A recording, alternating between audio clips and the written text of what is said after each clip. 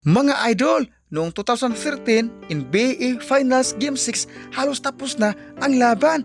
Lamang ang San Antonio Spurs. Marami ng fans ang paalis na. Akala nila tapos na ang serye. Pero sa huling segundo, hindi sumuko ang Miami Heat. Nakuha ni Chris Bosh ang rebound. Tapos ipinasa niya kay Ray Allen. Umatras Ray Allen sa 3-point line. At sa gitna ng pressure, may hinahon niyang tinira ang bola, Swiss. At napasok, tabla ang laro. Mga idol, dahil sa tres na iyon, nakabalik ang Misamis Heat at umabot sa overtime. At kalaunan, nanalo sila sa Game 6 ang Misamis Heat. Mga idol, sa Game 7 ng 2013 NBA Finals, dikit ang laban ng Misamis Heat versus San Antonio Spurs. Pero mas lumabas ang tapang at determinasyon ng Misamis Heat sa pangunguna ni LeBron. Nagpakita sila ng buong puso hanggang dulo. Sa bawat posisyon, hindi sila sumuko.